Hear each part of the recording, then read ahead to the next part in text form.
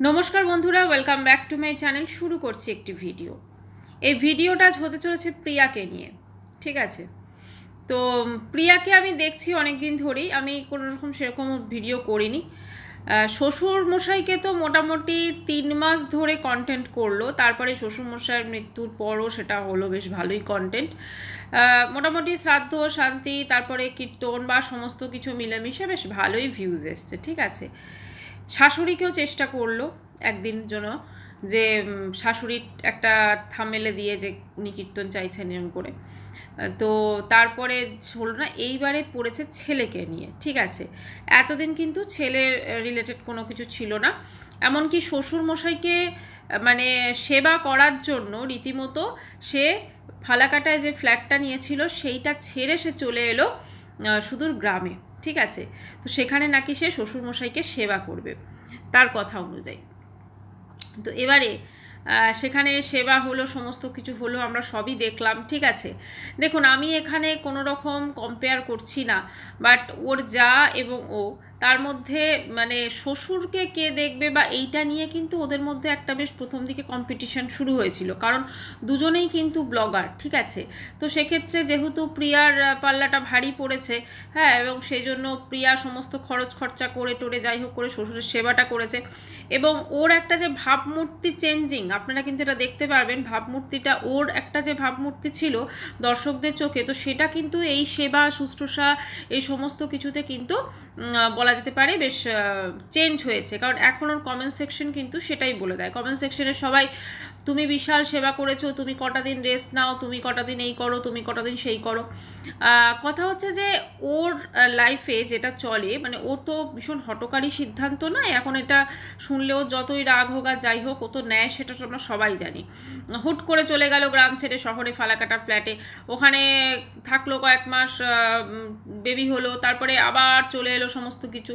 একবারও চিন্তা করলো না যে ওর ছেলেটা যেখানে ওর কথা অনুযায়ী অসুস্থ, তো তার আমরা তো সকলে জানি যে তার থ্যালাসেমিয়া আছে। এখন সেটা কতটা বেশি কতটা কম সেটা তো একমাত্র প্রিয়াই জানে। ঠিক আছে, তো এবারে কথা হচ্ছে যে এরকম একজন অসুস্থ বাচ্চাকে সে এতটা দূর জার্নি করে স্কুল পাঠাচ্ছে, তো এই জিনিসগুলো তো মানে কি বলবো, এটা তো খুব স্বাভাবিক। একটা অসুস্থ বাচ্চার জন্য কখনোই ঠিক নয়, কারণ সে যেখানে থাকবে মোটামুটি সেই আশপাশেই স্কুলটা হয়ে গেলে বেটার হয়। যদিও এক্ষেত্রে কিন্তু ও বলেছিল যে ওর গ্রাম থেকে স্কুলে যেতে মোটামুটি 8 ঘন্টা লাগে গাড়িতে, তো জানি না এখন আরও বোধহয় দূরে হয়ে গেছে স্কুলটা, হতেই পারে।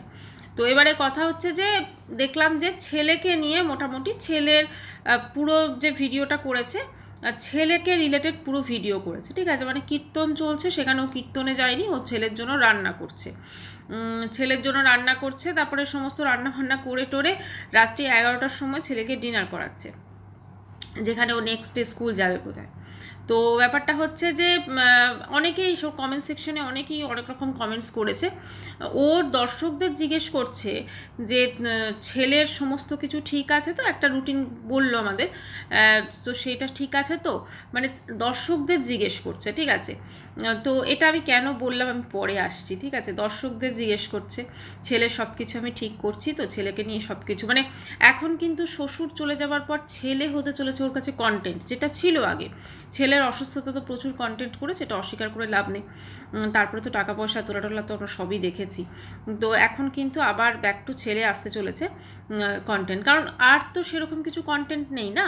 মানে শ্বশুর মশাই এতদিন ছিল, এবার কারণ দেখুন একটা তো কিছু কন্টেন্ট থাকতে হবে। রোজ যদি ওই একই উঠোন ঝাড় দিচ্ছি, ওই একই রান্না করছি, ওই একই করছি, এটা করলে তো মানুষজন ব্লগ দেখবে না। স্পেশালি ওদের যখন এই ব্লগটাই হচ্ছে রুজি রোজগার, তাই তো, যে বিজনেসটা শাড়ি জামা কাপড়ে এখন তো বোধহয় করছে না এই সমস্ত শ্বশুরমশাই অসুস্থতার জন্য। তো কিন্তু মেন যে জিনিসটা সেটা তো ওদের এই মানে ওয়াইটি, তো সেখানে ব্লগিংয়ে তো একটা কিছু না কিছু একটা টপিক মেন টপিক হিসেবে দেখাতে হবে। তো সেই জন্য এখন কিন্তু ছেলেকে নিয়ে পড়লো। ঠিক আছে, তো এবারে ছেলেকে ভীষণ দেখাশোনা সমস্ত কিছু হচ্ছে। ছেলে স্কুল থেকে ফিরছে বোধহয় তখন মনে হলো, তখন ও নিজে ব্রেকফাস্ট করছে। নর্মালি বাচ্চারা স্কুল থেকে যখন ফেরে আমরা সকলে তাদেরকে অ্যাটেন্ড করি বা তাদের সমস্ত কিছু করি, ও কিন্তু তখন নিজে খাচ্ছে যেহেতু টাইম পাইনি। আচ্ছা, এবার এই যে টাইম পাইনি নিজে খাচ্ছে, এই কথাগুলো আমি কেন বললাম, কারণটা হচ্ছে ও যা রোজগার করে ওয়াইটিতে একটা ভালো কাজের লোক, হ্যাঁ, সমস্ত কিছু যে করবে, যেটা আর কি মানে রান্না নয়, এমনি যেটা হয় আর কি, বাসন ধোয়া, ঘর মোছা, এগুলো আছে বোধহয় একজন ওই ঠাকুমানাকে। সে তো অর্ধেক দিন বোধহয় কামাই করে, বা তিনি আসতে পারেন না, অসুস্থ, জানি না, বা ওর যে ওই যে কতবার কল চেপে চেপে কাজ করছে, সেটার জন্য একটা কাজের লোক। আমি না বুঝে পাই না, বুঝলেন, এই সমস্ত বড় ব্লগাররাই, যা শুধুমাত্র ম্যান্ডির ক্ষেত্রে আমরা এটা দেখি না, এটা কিন্তু স্বীকার করতেই হবে। ম্যান্ডি কিন্তু যেটুকু কাজ পারে সেইটুকু করে, ও কিন্তু এক্সট্রা দেখায় না যে আমি এটা করছি দেখো। আর যখন কন্টেন্টের দরকার পড়ে তখন চলো এই বেডরুম ক্লিন করলাম, এই করলাম, ওই করলাম, কিন্তু যে কাজটা ও মানে করবে বা পারে সেইটুকু দেখায়, কিন্তু এক্সট্রা দেখায় না। ওরা এখন আমরা কি দেখি, রান্না করা, ঠিক আছে, কিন্তু বাকি আমি অনেক ব্লগারদের দেখি ভীষণ কষ্ট, এই সমস্ত কাজ নিজেকে করতে হয়। আর এটা শুধু ম্যান্ডি না, মোমের মধ্যেও আছে, মোও কিন্তু তাই। কাজের লোক রিলেটেড যখন কাজের লোক ছিল, রান্নার লোক ছিল, সেটা কিন্তু ওরা বলতো যে আমার লোকজন আছে। এর হচ্ছে এ আছে, আর ওই খনিকাকে দেখি এত কষ্ট হচ্ছে, কিন্তু তবু এরা না একটা কাজ, ভালো কাজের লোক, সমস্ত কিছু রাখা, বা ও যে ওই যে বারবার করে কল টিপছে, ঠিক আছে, সেটা তো আমি আসছি সেই ব্যাপারটাতে। ট্যাপ টিপছে, না ওটা কি বলে, টিউবওয়েল টিপছে, তো সেইগুলো করছে, সেগুলো খানিকটা ওই দেখো আমি কষ্টে আছি, আমি প্রচণ্ড কষ্টে পাচ্ছি, আমি এত কষ্ট জীবনযাত্রা আমি লিড করছি, তো সেইটা দেখানোর কিন্তু একটা প্রসেস, ঠিক আছে। তো এই যে একটা ধরুন দর্শকদের চোখে একটা সিম্প্যাথি ক্রিয়েট করার চেষ্টা, এবং সেটাতে এরা সাকসেসফুল হয়েও যায়। যখন মানে গ্রামে এসেছে, তো সেখানে তো দেখাতে হবে আমি কত কষ্টে জীবনযাত্রা কাটাচ্ছি, তাই না।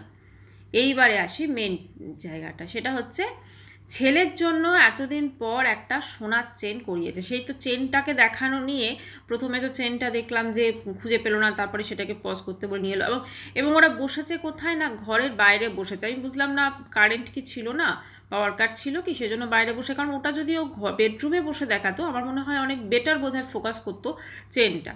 আচ্ছা, বলছি যে এইটাতে কত ভরি সোনা আছে তোমরা বলো তো। এখন মনে হয় হাতে না দিয়ে দেখলে ওভাবে তো মানে বোঝা যায় না, না কতটা আছে না কিছু, কতটা ভারী, সেটা তো হাতে নিয়েই বোঝা যাবে।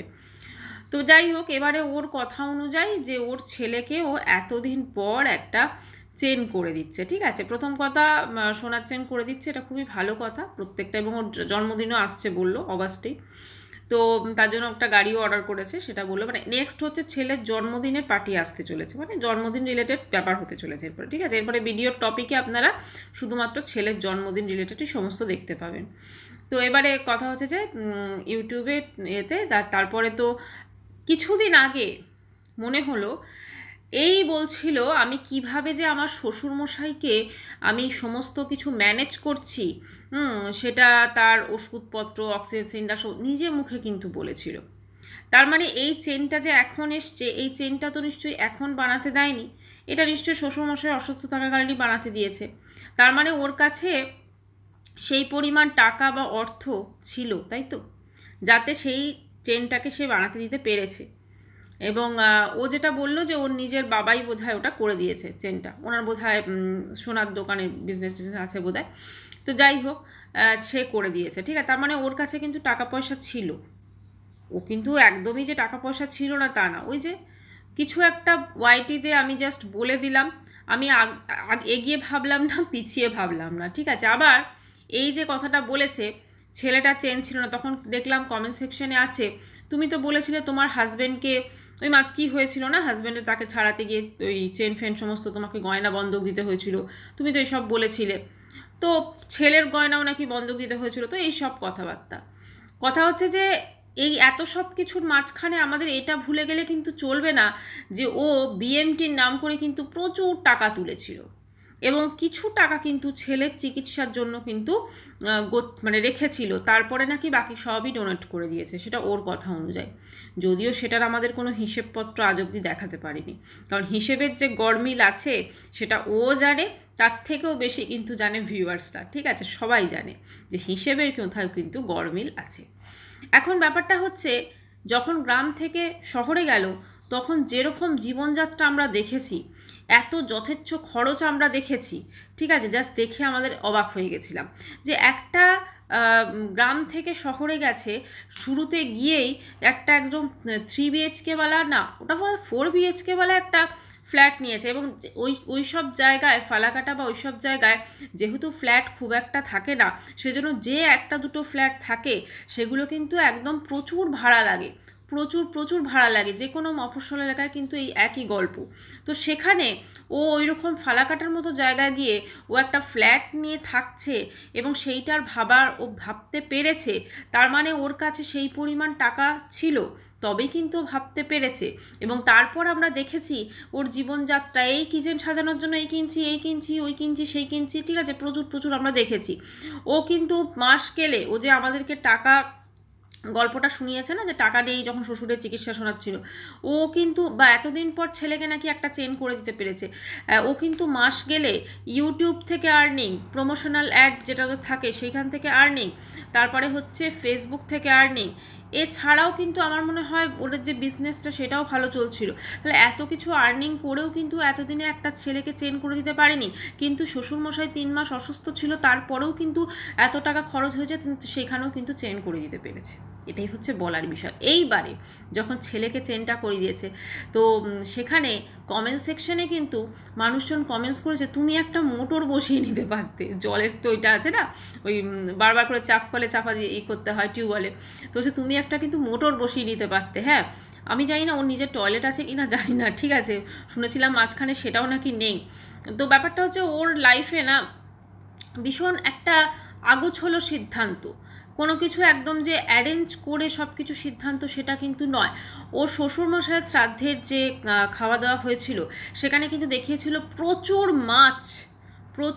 হ্যাঁ, কোনো কাজের বাড়ি, অনুষ্ঠান বাড়ি হলে অনেক কিছু খাবার কিন্তু এক্সট্রা থাকে, কিন্তু ওর কিন্তু মাছ টাছ অনেক কিছু কিন্তু প্রচুর বেঁচে গেছিলো, প্রচুর নষ্ট হয়েছিল। তাহলে এইগুলো কোথাও না কোথাও সঠিক সিদ্ধান্ত, সঠিক প্ল্যানিং প্লটিং এগুলোর কিন্তু অভাব, ঠিক আছে। এবং আরেকটা জিনিসের অভাব ছিল হয়তো বা, যেহেতু ওর সঙ্গে জায়ের সম্পর্ক খুব একটা ভালো নয়। কেন ভালো নয় সেটা আমরা কিছুটা আন্দাজ করতে পারছি, ঠিক আছে, আর সেটা নাই বা বললাম। তো সেই জন্য হয়তো আলোচনাগুলো, কারণ এই যে শ্রাদ্ধ শান্তিটা হয়েছে এখানে নিশ্চয়ই ও একা টাকা দেয়নি, এখানে নিশ্চয়ই ওর যে ভাসুর আছে তিনিও কিন্তু দিয়েছেন টাকা, ঠিক আছে।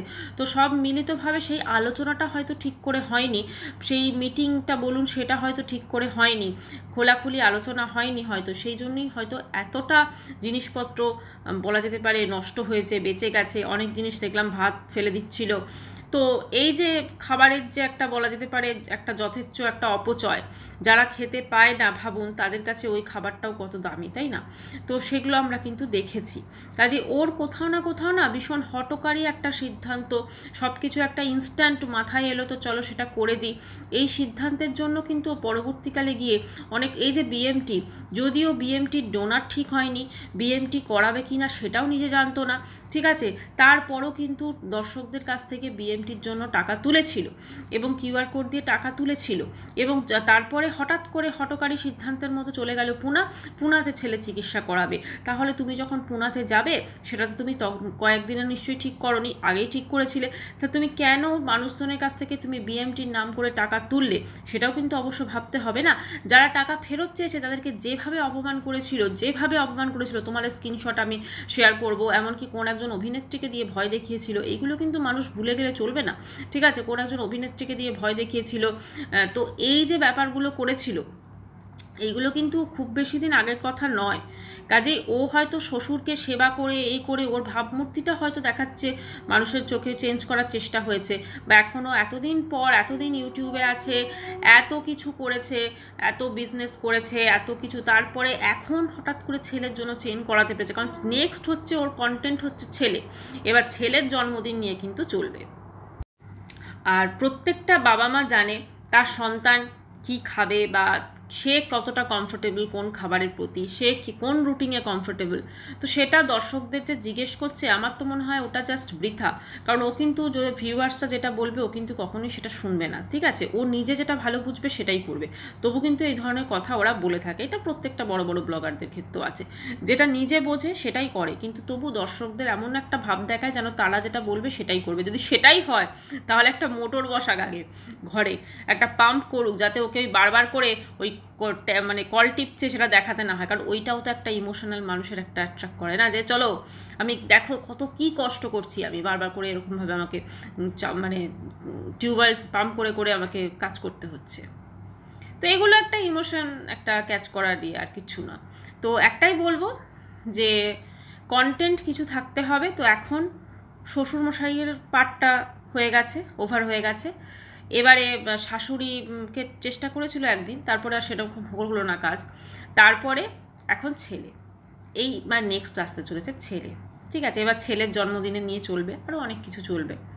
তো এইভাবেই চলবে, ওদেরও চলবে আর আমরাও কন্ট্রোভার্সি করবো, আমাদেরও চলবে, এই হচ্ছে ব্যাপার। ভিডিওটি এখানেই শেষ করছি। চ্যানেলটি ভালো লাগলে অবশ্যই করে সাবস্ক্রাইব করো। বাই।